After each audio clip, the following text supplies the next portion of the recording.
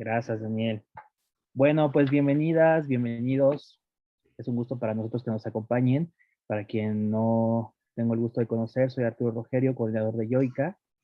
Y bueno, vamos a tener hoy esta sesión y es una clase abierta o una presentación de investigación que se titula El debate ontológico, Lacan y Deleuze, neurosis y psicosis, por la doctora Elena Viso. Bueno, antes de comenzar, me gustaría dar algunas recomendaciones y esas serían que nos ayuden a mantener su micrófono mientras no estén participando en off o en apagado. Y eh, también darles a que puedan prender sus cámaras en medida de lo posible. Será un gusto poderles ver, si así fuese, pues sí, posible, ¿ok? Bueno, vamos a comenzar. Les comentaba, esto es una clase abierta o es una presentación y tiene la finalidad de mostrarles a ustedes los avances de un curso que va a estar dando Elena Viso con nosotros a partir del 4 de mayo. Este curso se titula justamente El debate ontológico entre Lacan y Deleuze, neurosis y psicosis. Nos acompaña hoy Daniel Valderas, parte de nuestro equipo, Claudia Camacho y también Jesús. Todos somos parte del equipo de Yoica. Vamos a estar desde ya atentos para que cualquier duda que tengan referente al curso pueden ponerlo en el chat y cualquiera de ellos les va a mandar mensaje para que podamos contestarle sus preguntas. ¿Ok? Y bueno, les invitamos a quedarse hasta el final para que quienes estén aquí y tengan el interés de unirse a este curso y a esta investigación, podamos ofrecerles algo muy especial que tenemos para ustedes, exclusivo de esta clase abierta, así como para platicar, por supuesto, con Elena Viso y que puedan hacerle sus comentarios, sus preguntas. Así que bueno, vamos a comenzar y me voy a permitir presentar a Elena Viso. Bien, Elena Viso obtuvo el título de doctora en psicología, especialidad psicoanálisis, en la Facultad de Psicología de la Universidad de Buenos Aires. Su tesis doctoral se sitúa en la intersección de la ontología deleuziana y la teoría lacaniana. Es jurado de tesis y dirige tesis de maestría y doctorado. Es psicoanalista y miembro de la Asociación Argentina de Salud Mental. También se graduó como licenciada en psicología y profesora en enseñanza media y superior en psicología por la Universidad de Buenos Aires. Se diplomó en el Instituto Clínico de Buenos Aires. Elena es doctora en formación docente en el ámbito de la Universidad de la Ciudad Autónoma de Buenos Aires y ha dictado clases en el nivel grado en la Universidad de Palermo durante más de 10 años. Investiga y enseña a través de cursos de posgrado en el campo del psicoanálisis y el psicoanálisis en intersección. Escuchamos por ahí algunos ruidos, perdón. Continúo. Elena tiene un consultorio privado y tiene experiencia clínica en instituciones privadas de salida comunitaria. En sus inicios hizo práctica en Hospital de Emergencias Psiquiátricas Marcelo Torcuato de Alvear y en el Hospital Municipal José Tiburcio Borda. Comenzó su práctica institucional en Centro 2 y luego integró el staff de profesionales en Pausa, que es psicoanálisis aplicado a las urgencias subjetivas y de la actualidad. Ha publicado libros como son ¿Quién diagnostica en psicoanálisis? Figuraciones en 3 campos teóricos, programa en el 2006. ¿Qué es el sentido? Exploraciones psicoanalíticas, programa ediciones en 2007. La angustia del trabajo, psicoanálisis aplicado a la vida laboral, por Saarbrücken en Alemania, Editorial Académica Española 2006. Otro título es Lacan, Deleuze y Lalande, Editorial Prometeo, Argentina en marzo de 2017. El aprendiz como síntoma, Psicoanálisis y Educación, por Saarbrücken, Alemania, Editorial Académica Española 2018. El nudo del ser sexuado, por Amazon Kindle en 2020. Y Una mujer síntoma, por Amazon Kindle también en el año 2022. Recién. Bueno, pues gracias por la atención a esta presentación. Elena Viso, bienvenida nuevamente a Yoica, es un gusto reencontrarnos. Así que bueno, el tiempo es suyo y comencemos a escuchar sobre este nuevo curso. Adelante. Bueno, este año se cumplen 50 años de la publicación de Anti-Edipo. ¿Cómo no dedicarle al debate de Deleuze y Lacan un recorrido que sin duda se nutre de mi tesis doctoral, defendida hace ya 7 años, pero que yo doy un paso más en este curso que dictaré para correlacionar el debate de Lacan-Deleuze con la distinción entre neurosis y psicosis. Hoy vamos a ver algo que para muchos es novedoso, y quería preguntarles a ustedes ahora, si yo digo debate Lacan-Deleuze, ¿en qué piensan? ¿En qué libro piensan?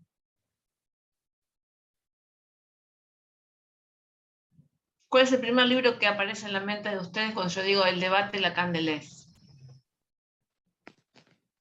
El Anti-Edipo. Exactamente. Empecé, hice influyendo un poquito en la respuesta que quería provocar. Se cree que súbitamente Deleuze se asocia con Guattari, es una fantasía, y que de pronto sale de esas mentes revolucionarias del Mayo francés, ya pasado el Mayo francés, surge Anti-Edipo como un libro bomba, no es un libro dinamita. ¿Quién no se fascina? ¿Cuánta gente fascinada hay con el libro de Anti-Edipo? ¿No? Tal vez muchos de ustedes estén escuchando este rato de conversación, esta clase abierta, seguramente muy entusiasmados, muy intrigados. Algunos habrán leído Anti-Edipo, otros querrán leerlo. Se cumplen 50 años de su publicación. Y cuando estalla Anti-Edipo, deja escombros. Y deja bajo los escombros toda la obra anterior de Deleuze, que es importantísima. Tenemos, por ejemplo, presentación de Sacher-Masoch, Lo frío y lo cruel. ¿Cómo nace este libro de Deleuze? En el año Lacan, digamos, primero vamos a afirmar, voy a afirmar y voy a defender algo de lo que estoy convencida, y no solo lo digo yo, sino que está en una biografía de François II, una biografía usada Lacan Deleuze, que escribió François II, que hubo un Deleuze lacaniano. Deleuze estaba fascinado con Lacan. Hubo un Deleuze lacaniano. ¿Dónde lo encontramos esencialmente ese Deleuze lacaniano? En este libro, Presentación de Sacher-Masoch, Lo frío y lo cruel. En el seminario 7 de Lacan, 18 de mayo del 60, seminario 7, la ética, Lacan le pide al público, sugiere al público, que lean a Masoch. Dice, lean al señor Sacher-Masoch, autor altamente instructivo, aun cuando su envergadura sea menor que la de Sade, y verán que en último término la verdadera culminación en la que se proyecta la posición del masoquista perverso es el deseo de reducirse él mismo a esa nada que es el bien, a esa cosa que se trata como un objeto, a ese esclavo que se transmite y se comparte. O sea, Lacan le dice a su público en el seminario séptimo que lean a Masoch. ¿Quién lee a Masoch? Deleuze. Gilles Deleuze, en su libro que acabo de mostrar recién, Presentación de Sacher-Masoch, Lo frío y lo cruel, en el final del texto dice, es injusto no leer a Masoch, mientras que Sade es objeto de estudios sumamente profundos inspirados a la vez en la crítica literaria y la interpretación psicoanalítica, y que contribuyen también a renovarlas. ¿No sería menos injusto leer a Masoch, intentando hallar en él un simple complemento de Sade, una suerte de prueba de verificación según la cual el sadismo devendría cabalmente en masoquismo, sin perjuicio de que a su vez el masoquismo desembocaría en un sadismo? De hecho, el genio de Sade y el genio de Masoch son completamente dispares. Con 7 años de diferencia entre lo dicho por Lacan y lo publicado por Deleuze se encuentra esta coincidencia notable. Lacan, el 14 de junio del 67, refirió nuevamente a Sacher-Masoch y destacó la admirable presentación de Deleuze acerca de la Venus de las pieles. Hay un elogio muy notorio que Lacan hace de Deleuze lo pone por encima de todos los psicoanalistas de su época. Eso creo que, tal vez, supongo yo, debe haber despertado algunos celos en el entorno lacaniano. No quiero ponerme intrigante, pero imagínense, Lacan elogia a Deleuze por sobre todo los psicoanalistas de ese entonces. Pude pensar mejor Deleuze que es un filósofo que los psicoanalistas de su momento. Ese es el elogio de Lacan cuando presenta en su seminario el libro Sager-Masoch. No olvidemos que el que sigue el pedido de Deleuze, el que obedece a Deleuze y lee a Masoch y no a Sade, es Deleuze. Este es un momento lacaniano de Deleuze. Deleuze estaba fascinado por Lacan. Esto es una verdad. Está también descrita por, como les decía, François II en la biografía cruzada Lacan Deleuze-Guattari. Un hermoso libro de François II, que fue también biografía de mi tesis, ¿no? Entonces, antes de Antiedipo, 5 años antes, solo 5 años antes de que aparezca Antiedipo, surge este libro que era un tributo de Deleuze a Lacan. Presentación de Sager-Masoch, Lo frío y lo cruel, que Lacan elogió de un modo rimbombante. Bueno, y después vienen, yo acá, volví a mi biblioteca de Deleuze, que siempre está inquieta, porque siempre estoy haciéndolo con algún texto de Deleuze, si no es en el arte, es en la filosofía, en el feminismo de Braidotti, o en el arte, en dramaturgia, siempre estoy recurriendo a Deleuze. Surge en el año 68 la tesis doctoral de Deleuze, Diferencia y repetición. Es una tesis que él escribe y concluye en un momento de su salud muy serio, porque le habían sacado un pulmón, estaba muy mal físicamente Deleuze, y con grandes esfuerzos termina su tesis doctoral. Tesis doctoral en la que también cita a Lacan. Deleuze cita a Lacan en su tesis doctoral, y a Jacques Alain Miller y a Milner también, ¿no? En su tesis doctoral, Deleuze cita al lacanismo de su momento, al lacanismo, a Milner y a Miller. Y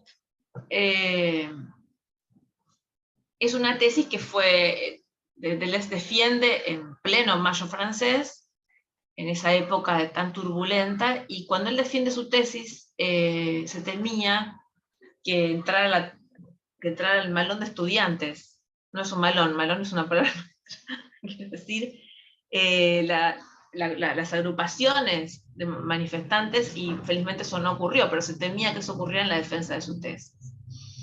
En la tesis de Diferencia y repetición encontramos distintas cuestiones que va a tratar, y sobre todo algo muy importante para nuestro curso, el que daré, es lo que llamamos su ontología, lo que yo llamo su ontología académica, que es la univocidad del ser. Aquí Deleuze se dice heredero, o dice crear una ontología llamada la univocidad del ser, en la combinación de las teorías filosóficas de Spinoza, Nietzsche y Duns Scott. O sea, hay una ontología en Deleuze, una ontología académica de su tesis doctoral, que él mismo especifica, y que tiene como fuente Spinoza, Nietzsche y Duns Scott. Diferencia y repetición es un libro muy complejo, y que, según uno de sus especialistas, que es Julián Ferreira, un doctor en filosofía acá en la Universidad de Buenos Aires, doctorado en Francia, en una tesis combinada entre Francia y Buenos Aires, es un libro que lleva toda una vida a leer, por su complejidad. Yo tuve el placer de leerlo para mi tesis de doctorado, porque yo me dediqué a este otro libro de Deleuze, que es inmediatamente posterior, que es Lógica del sentido. En Lógica del sentido, que surge inmediatamente después de la tesis doctoral de Deleuze, es donde se emplaza una objeción que voy a tratar en mi curso. Es la objeción en la que nace Antiedipo, porque Antiedipo no nace de la nada. El germen, la semilla de Antiedipo está en Lógica del sentido.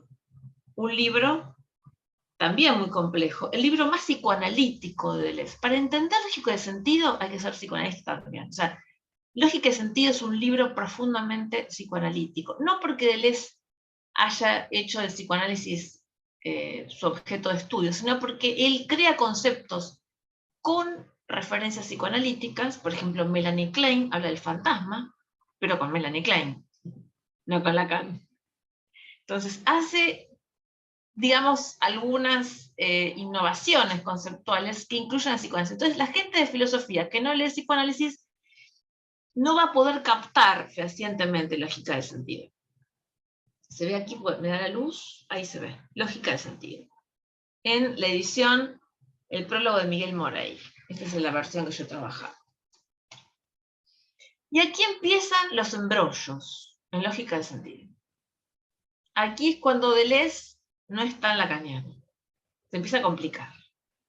Al punto de que Deleuze, el 12 de marzo de 69, en una clase de su seminario 16, le pide al público que entre en una objeción de Deleuze de lógica del sentido. Ahí Lacan se enoja.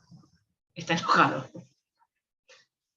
La objeción de Deleuze que Lacan pide al público que desentrañe es una objeción, un pie de página, en la que yo fundé mi investigación. O sea, yo escribí una tesis doctoral sobre un pie de página de Deleuze.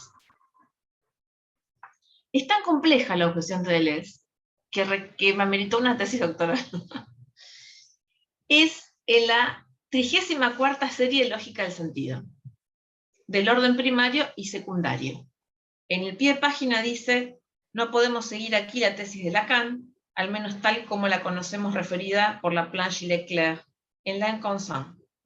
Refiere Deleuze a un texto de Laplanche y Leclerc que fue la pesadilla de Lacan. Miren, ya estamos en un embrollo tremendo. Tenemos a Deleuze cuestionando a Lacan y sirviéndose de un texto de Laplanche y Leclerc que fue la pesadilla de Lacan. Esta objeción la voy a trabajar en el curso. Es tan compleja que aquí no vamos a poder hacerlo en el tiempo del que disponemos hoy. Bien, después de ese pedido de Lacan, del 12 de marzo de 69, Jacques Nassif, en ese entonces era su discípulo de mayor confianza en ese momento, recoge el guante y Lacan le pide a Nassif que diga algo acerca de esta objeción de Deleuze. Y el 19 de marzo de 69 ustedes van a encontrar, en la edición de Paidós no va a figurar lo que Jacques Nassif dijo acerca de lógica del sentido. Pero en la versión que vamos a encontrar, en otra versión que no ha pasado por la MP, sí, de hecho yo pude trabajar con esta objeción de Deleuze y la versión de Jacques Nassif, porque no recurrí a la versión de Paidós, ¿sí? Recurrí a una versión del seminario 16 donde figura la intervención de Nassif. Cuando yo le pregunto a Eric Laurent en 2012, acá en Buenos Aires, por qué no figuraba la intervención de Nassif en el seminario 16, en la edición de Paidós, me dijo que era porque no se comprendía. Sin embargo, yo la comprendí y pude trabajar con la tesis. Tuve ocasión de hablar con Nassif en 2014, 2 semanas después de haber entregado mi tesis para ser evaluada, y me contó Nassif, que en aquel entonces era muy joven, era un estudiante muy joven, era alumno de Deleuze y de Lacan, y que luego de esta situación, esta objeción de Deleuze, de lógica del sentido, que Lacan pide que se analice en su seminario 16, se encontró con alguna incomodidad Jacques Nassif. En su intervención, Jacques Nassif invita a leer lógica del sentido, pero no responde a la objeción de Deleuze. De hecho, yo no encontré que nadie haya respondido a la objeción de Deleuze, ese pedido de Lacan del 12 de marzo de 69. Hay un prólogo a una tesis donde Lacan refiere, sin nombrarlo a Deleuze, después de esta objeción de Deleuze, de lógica del sentido, Lacan nunca más nombró a Deleuze en su seminario. Nunca más nombró, dijo el apellido de Deleuze. no estaba muy feliz de la objeción de Deleuze. Y hace una mención a esta objeción sin nombrar a su autor, pero nadie respondió el pedido de Lacan del 12 de marzo del 69 hasta que yo misma me puse en el trabajo de hacer una construcción, una respuesta a esta objeción que hizo Deleuze en su libro Lógica del Sentido. Ahí es donde nace Antiedipo. En esta objeción nace Antiedipo. Por esta objeción de Deleuze del año 69 en Lógica del Sentido, Guattari quiere conocer a Deleuze. Y así ocurre. Se conocen y se gesta Antiedipo. O sea, para entender cómo nace Antiedipo, que hoy este año cumple 50 años de publicado, hay que ir al libro anterior de Deleuze que escribe solo. Es el libro posterior a su tesis doctoral. Este recorrido, este pasar por Lógica del Sentido, solo es posible, digamos, es admisible para quien entiende psicoanálisis. Porque la objeción que hace Deleuze en este libro que vamos a trabajar en el curso, apunta directo, ataca directo al significante. En ese entonces Deleuze hablaba del imperialismo del significante de Lacan. Piensen que Lacan desarrolla el significante, lo lleva a su mayor expresión con los 4 discursos, que es en el año 70. Y esto ocurre un año antes. La objeción de Deleuze, en Lógica del Sentido, que ataca el significante, como vamos a desarrollar en mi curso, ocurre un año antes de que Lacan lleve el significante a su máxima expresión en los 4 discursos. Después Lacan se va del significante. Concluye la fórmula de sexuación y se va a los nudos. Recupera, retoma la topología, pero ya por la vía de los nudos. Toro y nudos. O sea, hay un debate Lacan-Deleuze que, digamos, tiene su punto más álgido en el año 69 y estalla en el 72 con Antiedipo, cuando aparece Antiedipo. Cuando aparece Antiedipo estamos a la altura del seminario 19 de Lacan. Y se ha hecho muy famosa la anecdótica, las anécdotas de pasillo, digamos, en la que se supone que Lacan no quería que se lo mencione a Deleuze ni a Antiedipo en su aula. Pero él responde a Antiedipo en algunas clases del seminario 19, cosa que también vamos a trabajar en el curso. ¿Sí? ¿Alguna pregunta hasta ahora?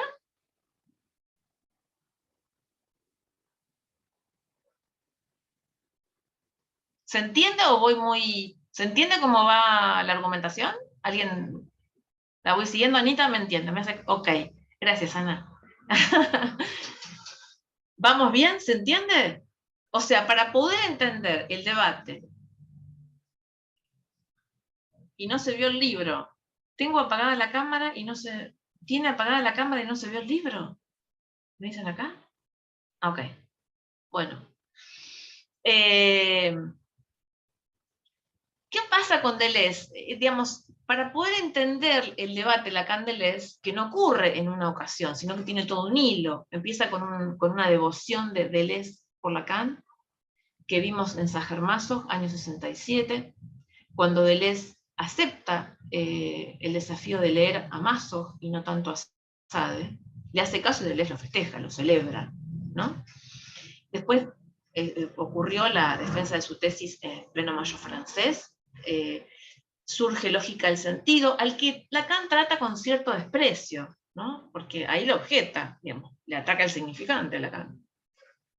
Y Lacan medio que subestima Lógica del Sentido, es un libro hecho de retazos, es como, dice, como un efecto, como un resultado, como textos no incluidos, es como si son los textos que hubieran sobrado la tesis doctoral, que al no meter la tesis doctoral los puso en un libro. Es un libro hecho de series, y es un libro que, Lógica del Sentido, también es antecedente, y recupera muchos, Lógica del Sentido, los temas de Lógica del Sentido, las series, las multiplicidades de Lógica del Sentido, van a volver en 1000 mesetas, un libro que sí escribe también con Guattari. Acá tengo esta edición. 1000 mesetas es un libro que recupera mucho aunque parece un libro que continúa Anti-Edipo, en realidad también encontramos muchas correlaciones entre Mil Mesetas y Lógica del Sentido. O sea, que en mi lectura, los libros que se publicaron entre Deleuze y Guattari tienen alto contenido deleuziano. Hay más Deleuze que Guattari en los libros de Deleuze y Guattari. Eso es demostrable siguiendo las huellas de algunos conceptos, como el concepto de devenir. El concepto de devenir en Mil Mesetas ya está en Lógica del Sentido. El libro que escribe solo. O sea que a Deleuze es importante leerlo, no solamente en su libro Vedette, que es Anti-Edipo, que cumple 50 años, sino es importante leerlo desde antes. Desde su libro sobre Maslow, en Diferencia y Repetición, su tesis doctoral, en Lógica del Sentido, después en Anti-Edipo, claramente, y en Mil Mesetas. Hacia el final, se le ha preguntado a Deleuze,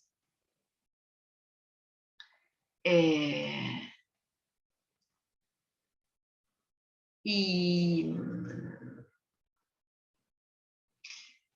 digamos, él dice que no tenía tantas diferencias. Al final de su vida se le pregunta por la relación con Lacan y con el psicoanálisis, y él subestima un poco las disputas, ¿no? Los altercados. En conversaciones él, digamos, dirá que no tenía tantas diferencias con Lacan. En realidad, podemos decir que Deleuze nunca aceptó la lógica del significante tal como la concibió Lacan, y nunca entendió el objeto A. Para Deleuze el objeto A era un objeto imaginarizado que se desplaza en el espacio. Nunca entendió lo que el objeto A es para Lacan, ¿no? Que es un vacío, que es un agujero. De hecho, la filosofía deleuziana, por positivista, por nietzscheana, deplora la falta en ser, ¿no? Hay una positividad en Deleuze que es nietzscheana y es espinosista también. Así que no hay acuerdo, ¿no? Deleuze. Sí, y acá me dicen, creo que es fundamental para entender a Deleuze leer los libros sobre Leibniz y sobre todo Spinoza. En realidad, Deleuze va construyendo su filosofía, y hay una tesis, la segunda tesis doctoral, la tesis menor doctoral, que es Spinoza y el problema de la expresión. Es una tesis muy importante donde Deleuze lee la lógica, la ética de Spinoza de un modo brillante. Es la tesis menor, la tesis fundamental de Deleuze es Diferencia y Repetición. En mi opinión, en mi lectura de cierta especialización respecto a Deleuze a causa de esta investigación, el libro fundamental de Deleuze es su tesis doctoral, Diferencia y Repetición. Ahí encontramos su ontología, que es la universidad del ser. Raramente los lectores de Deleuze se detienen en su tesis doctoral porque es muy compleja, porque creen que Anti-Edipo es un libro superior cuando Anti-Edipo ya tiene su origen en los libros anteriores de él, en Diferencia, Repetición y Lógica del Sentido. La tesis sobre Spinoza es bellísima y es una lectura originalísima de la ética, pero la ontología de Deleuze, dicho por él mismo en Diferencia y Repetición, es Spinoza, Nietzsche y Duns Scoto. Deleuze es más espinosista que nietzscheano, y es muy difícil definir eso, es muy difícil establecer eso. Si Deleuze es más nietzscheano que espinosista. Es una rara combinación de esos dos filósofos, esas dos teorías filosóficas, ¿no? Porque toda la teoría de los devenires es profundamente nietzscheana y posmoderna, por eso Foucault lo nombra como el gran filósofo del siglo, porque describe lo que vendrá. Por ejemplo, hay en Mil Mesetas, Deleuze plantea que el universo se mueve por contagio, interreino. Eso describe la pandemia. Es la gran descripción de la pandemia que estamos terminando de pasar. O sea, hay contagios interreino. Digamos que Deleuze es antiplatónico, es anticartesiano por ser espinosista. Spinoza era anticartesiano, y eso lo trabaja en la tesis sobre Spinoza y el problema de la expresión. Y termina siendo antiedípico, necesariamente.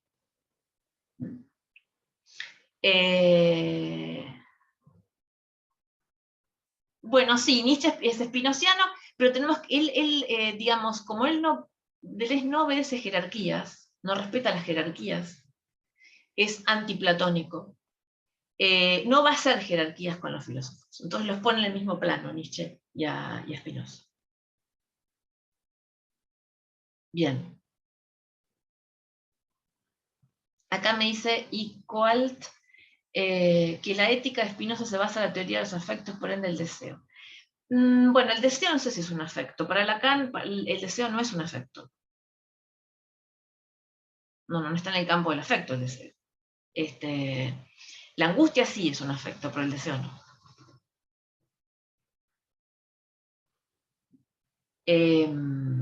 Para Deleuze hay intensidades, ¿no?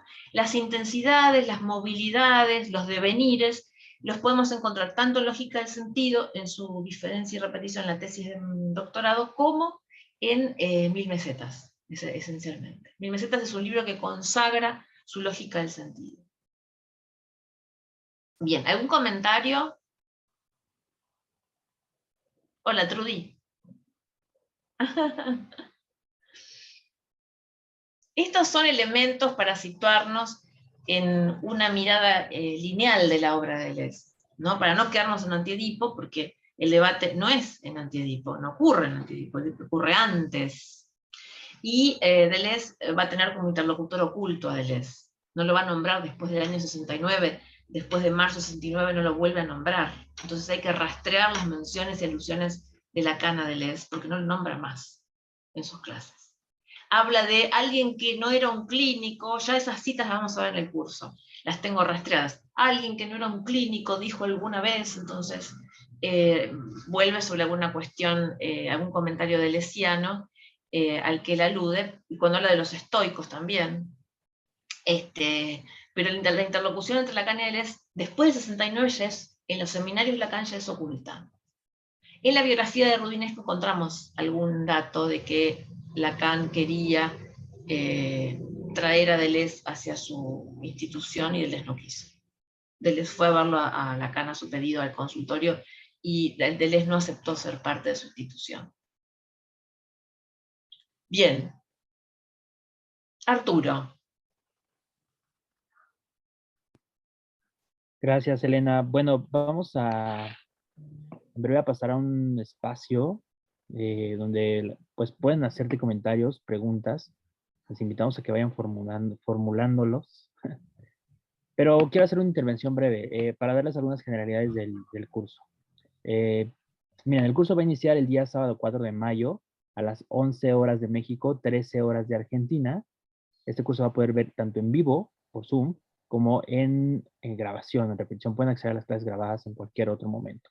Van a ser 5 sesiones semanales con una duración de 2 horas aproximadamente cada una. ¿Okay? Al finalizar el curso les pueden emitir una constancia, o sea, estos datos sin problema. Por esta ocasión, también el curso va a tener acceso, su inscripción al curso va a tener acceso a una actividad clínica titulada Presentación de caso, diagnóstico diferencial entre neurosis, con la doctora Elena Viso justamente, y esto va a ser el 16 de junio a las 18 horas. Es decir, esta es una sesión clínica extra con una presentación de caso, pero viene incluida en su inscripción al curso, ¿ok? Y bueno, desde ya, ahorita en el chat les vamos a poner un folleto, es un PDF, les invitamos a que lo bajen. La verdad es que aparte está muy bonito, tienen toda la información del curso, referencias bibliográficas, el temario, bueno, todo lo que ustedes quieran saber. También en el chat están los enlaces donde pueden encontrarnos, donde pueden solicitar información, es el chat de Messenger en Facebook y el chat de WhatsApp. ¿Okay? En cualquier momento les invitamos a que los copien, los guarden y ahí pueden contactarnos.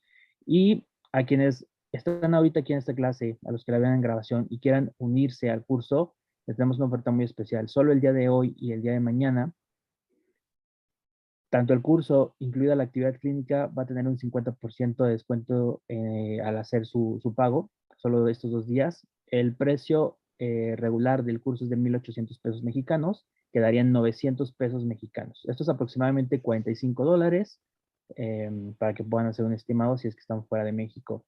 Si son de Argentina, también menciónelo porque hay una conversión especial para Argentina. Entonces, bueno, prácticamente sería esto, hacerles esta invitación con esta oferta exclusiva para ustedes que están aquí, para quienes lo vean en repetición, solo estos días es la oferta prácticamente mejor que se va a hacer al curso, e invitarlos pues a platicar, a pues comentar con Elena todo esto que nos ha explicado al momento. Entonces, pues bueno, prácticamente esta es la invitación que yo quisiera hacer.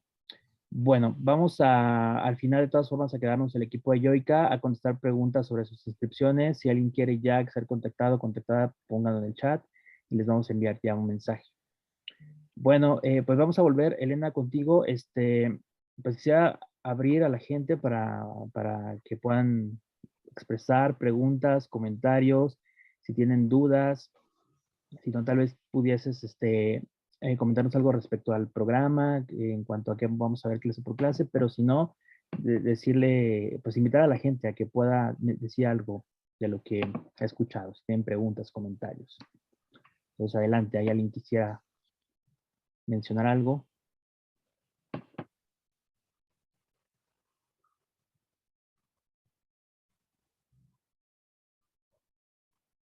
Les cuento entonces el programa más detallado. La primera clase vamos a trabajar el Deleuze lacaniano con mayor precisión. Hoy les hice un adelanto de qué hay un Deleuze lacaniano, como les decía.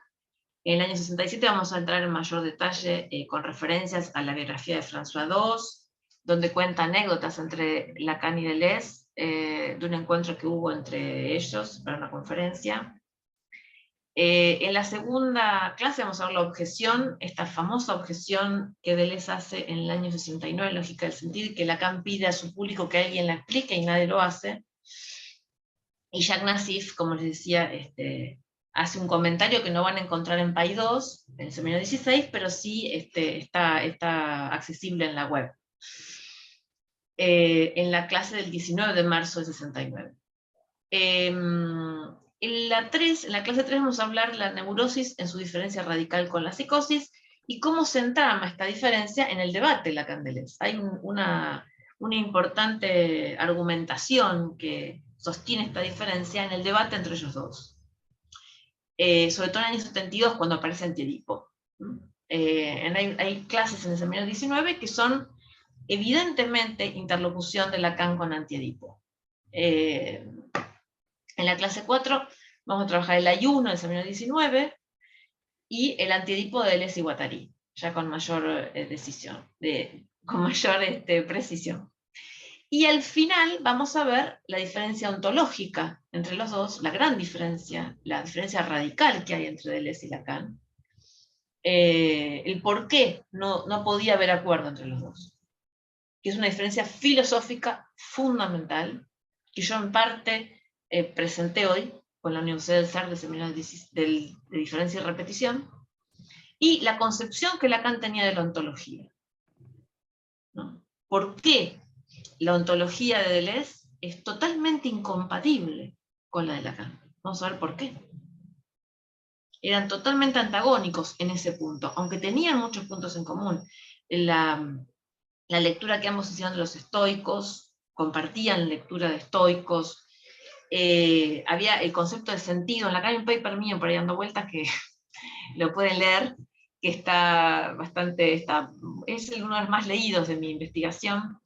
Lacan con Deleuze, Lógicas del Sentido, donde yo distingo el concepto de sentido en Lacan y Deleuze. Está disponible en Affectio Societatis, la revista académica, y ese paper es de 2011, si no me equivoco, tiene unos añitos ya.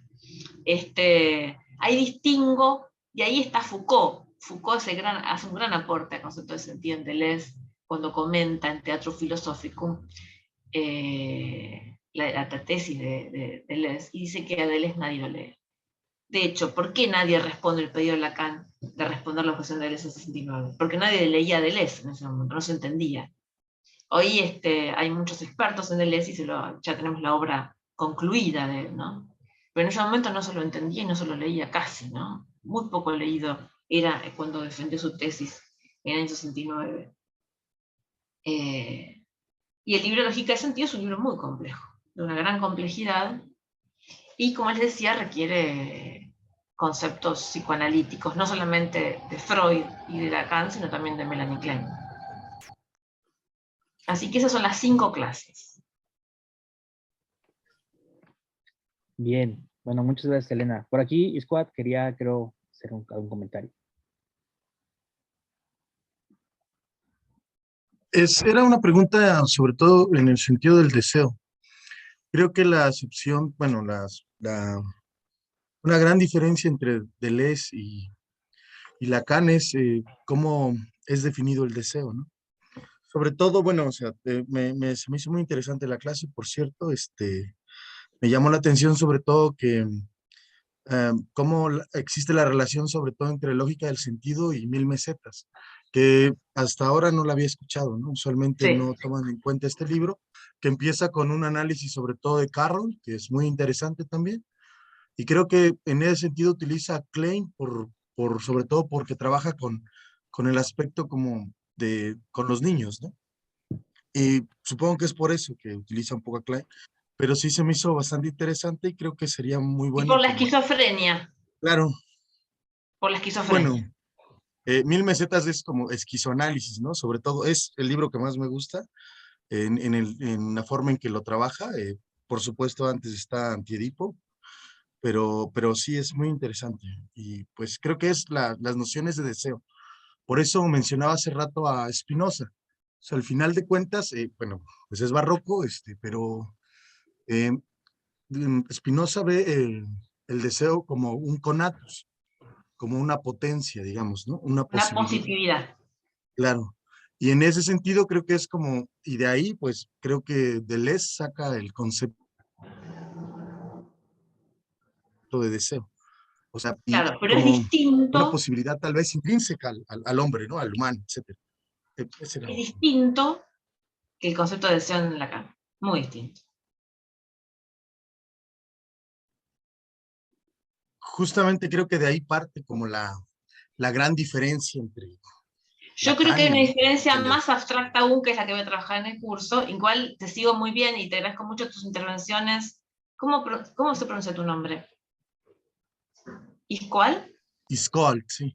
Iscoal. Por cómo se escribe me es re extraño, pero bueno, tiene que ver con una cuestión cultural, disculpame. Iscoal. Te agradezco mucho tus intervenciones, pues son muy valiosas. Y yo te diría que hay otra diferencia superior en términos de abstracción entre los dos. La del deseo es una diferencia importante, sin duda es muy, muy relevante, pero una diferencia de mayor grado de abstracción en términos filosóficos. ¿Cuál Pero bueno, sería esto es algo... o ¿eh? la, cuál sería o la trabajarías solamente en la clase? Y sí, yo le prometí a Arturo que no podía contar todo. Ok. Pero me interesa la Pero incógnita. está la clave, está en el programa de... Hay unas pistas en la clave, en el programa del curso. Hay unas pistas. Gracias. No, de nada. Gracias, Squad. Bueno, ¿alguien más tiene alguna participación? Si no, Elena también, me habías comentado algo sobre esta actividad que vamos a tener clínica de presentación de caso. ¿No? Es un caso bastante particular, ¿no? Bueno, Tampoco. es otro tema que a mí me gusta mucho y que me gustó mucho proponerlo a Joica y que lo hayan aceptado. En el seminario 5 de Lacan, Lacan también tiene ecos con el antiedipo este año, la actividad. Lacan cita un artículo de Charles Odier que se llama Una neurosis sin complejo de Edipo. Uno diría, ¿cómo puede ser? En el año 58 que Lacan diga que hay una neurosis sin complejo de Edipo. Bien, ustedes quienes se inscriban a esta actividad clínica, que es gratuita, ¿no, Arturo? Sí, con su inscripción al Exacto, curso. exacto. Ajá. Quienes se inscriban van a tener como un texto a leer en más de una sesión de... Yo les diría que lo lean en 2 o 3 veces, 2 o 3 sentadas al texto, porque es muy complejo. Es la traducción del caso Una neurosis sin complejo de Edipo, de Charles Odier, psiquiatra y psicoanalista freudiano, ¿no? Y en ese texto, que es como una especie está inspirado, tiene como el estilo imaginario del hombre de las ratas, de Freud, es un hermoso ejercicio de diagnóstico diferencial. porque lo que yo les propongo es que cada uno lea antes de nuestro encuentro de ese día el caso y que confirmen o no, o podamos discutir si efectivamente es una neurosis o si es una psicosis. ¿Y qué tipo de psicosis? Porque el mismo Odier, aunque sostiene que es una neurosis sin complejo de Edipo, o que tiene un Edipo atípico, pensemos que Odier escribe en los años 30, este caso clínico, este artículo, tiene dudas diagnósticas Odier. Y hoy contamos con posibilidades de hacer otro diagnóstico presuntivo del caso, del paciente, y esencialmente por algunas cuestiones específicas que tienen que ver con, por ejemplo, el objeto A. Si aplicamos los conceptos de objeto A y síntoma de Lacan al caso de Odier y despejamos el diagnóstico con mayor claridad. Así que bueno, es muy interesante, tampoco puedo decirles cuál es mi conclusión final del diagnóstico presuntivo de ese caso de Odier, pero es muy interesante trabajarlos juntos, con algunas coordenadas de análisis como son el objeto A, el síntoma en Lacan, en las tres versiones del síntoma de Lacan.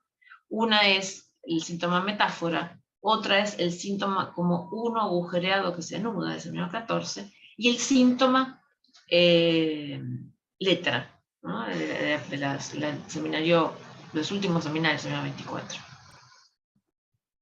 Así que vamos a trabajar un diagnóstico diferencial de un caso de los años 30. Es como un historial, como los de Freud, vieron que a veces se someten a disputa, a debate. El hombre de los lobos, ¿qué era? Psicótico, era neurótico. Ustedes sabrán que hay mucho debate acerca del hombre de los lobos y lo hubo. ¿Qué diagnóstico tenía el hombre de los lobos?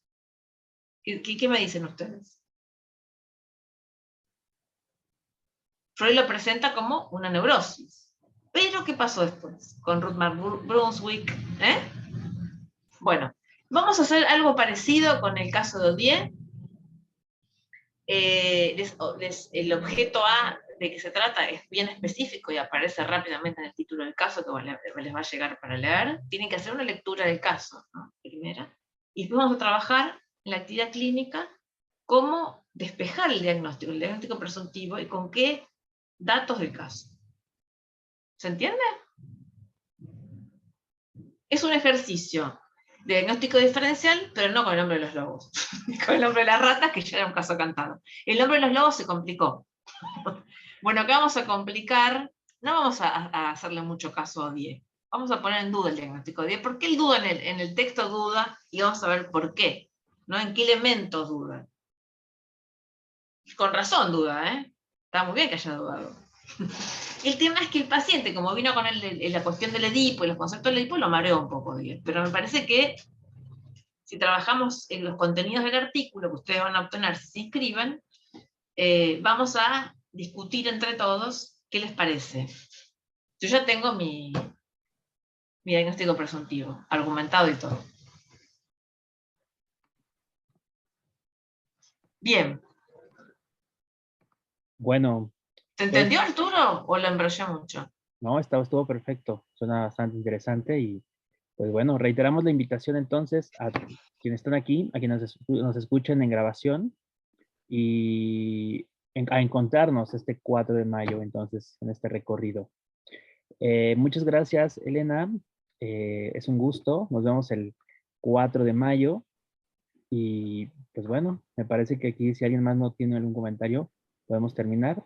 ¿Alguna consulta sobre el curso, sobre lo que dije hoy, sobre el caso de Odier, la actividad clínica? ¿Alguna pregunta? Ángel. Sí, yo tengo una pequeña duda. Lo que pasa es que, por ejemplo, yo sí estudié psicología pues en la licenciatura, pero después me fui un poco más por la investigación y no tanto por lo clínico. Lo clínico siempre ha sido más como un interés personal y pues siempre he tenido como las ganas de adentrarme más en eso. Pero me queda como la duda del curso en la cuestión de que yo, o sea, sí conozco muchos de los autores que estás mencionando, porque tenía maestros con un corte más como psicoanalítico, entonces pues había muchos debates incluso sobre Freud, Lacan, pero me quedé como hablamos, pues, como en una parte muy básica. Prácticamente mis lecturas sobre psicoanálisis siempre son en Freud como tal, y no sé qué tanta provecho le pueda sacar al curso si no tengo como este conocimiento de los demás autores como a profundidad, únicamente como muy por encima. Esa sería como mi duda principal. Sí, uno podría, digamos, uno a veces entra en los temas de investigación o nace a nuevos temas de investigación a través de lecturas, interpretaciones. Yo creo que el aporte del curso a quien no tenga, como vos decís en tu caso, lectura más exhaustiva de Deleuze o de Lacan mismo, yo, digamos, el curso lo diseñé no como una interpretación mía florida, literaria, tiene referencias bibliográficas precisas a las que se puede recurrir para profundizar. Entonces es un curso que tiene rigor académico, digo, investigación académica doctoral como trasfondo, como punto de partida, y son conjeturas y argumentos que, digamos, no van a requerir, yo voy a ser muy específica, quiero decir, en tal clase Lacan dijo tal cosa, por lo tanto, y uno puede ir a esa clase, a ese seminario y profundizar.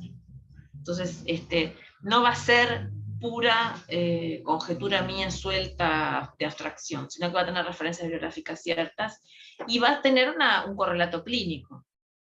Piensen que Deleuze, el título de Deleuze es, el antiedipo es Capitalismo y Esquizofrenia. En Lógica del Sentido habla de esquizofrenia, pero como concepto filosófico. Y en 1000 mesetas continúa, ¿no? También es el capitalismo y esquizofrenia, nuevamente como un antiedipo. Entonces el concepto de esquizofrenia en Deleuze es un concepto filosófico. Lacan dice, Deleuze no era un clínico, no lo era. Pero tanto en diferencia y repetición, porque por ejemplo en Sacher-Masoch habla de masoquismo, habla de perversión siendo filósofo. Ya en Sacher-Masoch, año 67. En Lógica del Sentido, en su tesis doctoral, habla de esquizofrenia como concepto filosófico. Y los retoma para hablar de esquizofrenia y política. Deleuze nace la política con Guattari. Por eso sí se critica al Deleuze académico, dice que era un Deleuze aristocrático, ese sí ¿no? Deleuze se dedicaba a la filosofía, ¿no? A hablar de otros filósofos. El primer Deleuze es un filósofo que habla de otros filósofos. Leibniz, ¿no? Leibniz, por ejemplo, o el mismo Spinoza, que lo lee durante toda su carrera. Pero cuando empieza a hablar de política es porque lo lleva a Guattari por ese camino. Él antes no hablaba de política, él empieza a hablar de política, habla de capitalismo, en realidad de economía política, a partir de Antiedipo, que es con Guattari. Antes era aristocrático como decía Zizek, ¿no? Criticándolo por su falta de compromiso político, antes de Guattari. Aún así, la obra de Deleuze tiene continuidades y devenires que son propias de él. Digamos, hay más Deleuze, hay mucho más Deleuze que Guattari en los libros que ha escrito en sociedad con él. Entonces, digamos, aunque no tengas esas lecturas exhaustivas, podés tenerlas a partir del trabajo que hagas en el curso, y vas a tener referencias precisas, ¿no? Clases específicas de Lacan, y párrafos de los libros que vamos a trabajar de Deleuze, para poder volver a las fuentes y seguir ahondando si tenés ganas, ¿no? Si es tu deseo. No sé si respondí a tu consulta. Sí, creo que precisamente eso era lo que tenía como la duda. No va a Porque ser a mí me gusta la fantasía, escribo ficción, escribo teatro, como mi amor al arte, pero en esto soy académica, soy exacto. precisa y doy referencias Ujú. específicas. Sí, porque quería precisamente eso, como si a partir del curso yo podría ahondar todavía más, como... Exacto, pueden ser puntos de partida para seguir investigando. Exacto. Sí, sí. Buenísimo. Gracias, Ángel. Bueno, pues nos vemos el 4 de mayo, Elena, y también para la actividad clínica, que ya nos has dicho de qué se va a tratar. ¿no? Y para debatir mucho.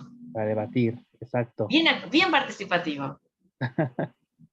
Así es. Bueno, pues gracias a todos por acompañarnos. Les reitero entonces el día de hoy, el día de mañana, esta promoción especial. Es el precio más bajo que va a tener el curso. No se lo pierdan. Aprovéchenla. Desde cualquier parte del mundo les va a funcionar o sea, la promoción. Tenemos muchas formas de pago. Pueden apartar, congelar el precio. O sea, hay muchas opciones. Entonces, nos vamos a quedar ahorita aquí el equipo de Yoica y yo para atender ese tipo de dudas. Así que si quieren quedarse y preguntar algo también relacionado a eso, lo vamos a hacer. Y bueno, si alguien ve en grabación esto, también contáctenos para aclarar, ¿no? Y ver qué es lo que podemos en ese momento ofrecerles. El precio es hoy y mañana. Gracias a todas, a todos por su compañía y nos quedamos aquí. Elena, un gusto. Muchas gracias a todos por estar y escucharme. Chao.